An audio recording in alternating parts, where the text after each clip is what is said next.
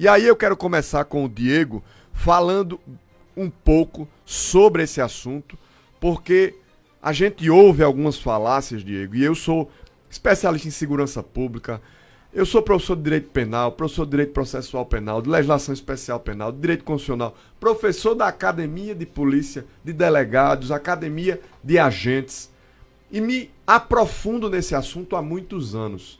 Muita gente, Diego, vem com uma falácia que, se tiver arma de fogo na mão do cidadão, aumenta a criminalidade. E tanto isso é falácia, quanto nos últimos anos, que aumentaram a quantidade de armas de fogo. E eu quero dar um dado aqui, ó. Em 2017, segundo a Polícia Federal, o Sinarme contabilizava 637.972 armas de fogo registradas ativas. Ao final do ano passado, esse número foi para 1.279.491, segundo dados da PF e do Sinarme. E os números da redução da violência têm sido destacados no Brasil. A gente viu redução de homicídios em vários estados do Brasil, que inclusive em alguns deles aumentaram a quantidade de armas de fogo registradas nas mãos do cidadão.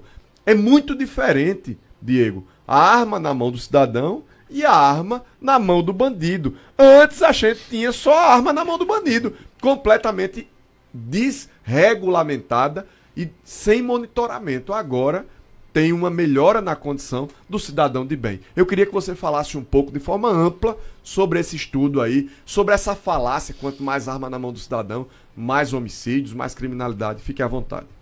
Na verdade, nós temos decisões desfavoráveis, né? Já são 3 votos na Corte Constitucional, no STF.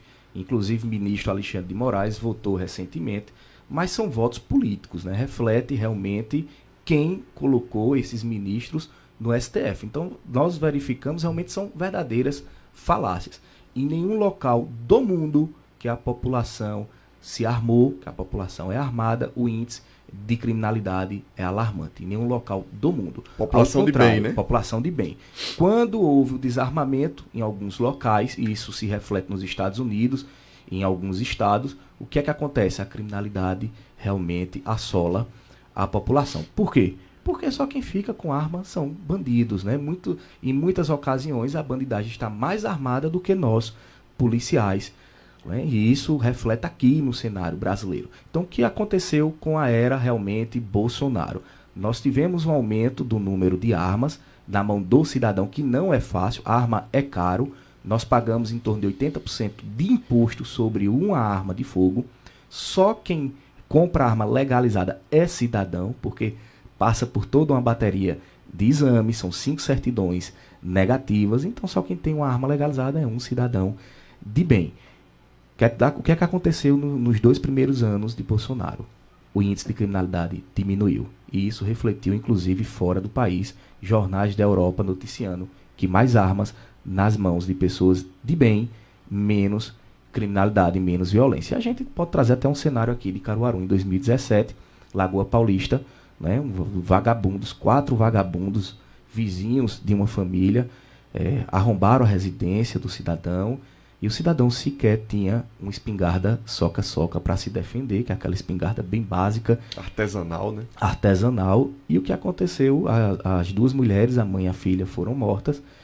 O pai ficou internado bastante tempo com o filho, porque não tinha uma arma para se defender. Aqui em Lagoa do Paulista, aqui, né? Em Caruaru. Imagine se ele tivesse pelo menos uma soca-soca. Eu costumo dizer aos nossos amigos, né, armamentistas, cidadão de bem, que no início da instituição, no início que eu entrei na Polícia Civil, eu cansava de ir para cidades pequenas, recolher corpo de vagabundo, que em cidades pequenas o policial civil ele termina sendo inclusive o médico legista e o perito para recolher os corpos, porque a estrutura ainda é mínima, apesar de esforços da instituição, a estrutura ainda é mínima. E o que a gente via naquele cenário, delegado Eric Lessa? O cidadão de bem, um agricultor, não é? Com pouca leitura, mas tinha a sua espingarda soca-soca, se defendia e quem morria era o vagabundo.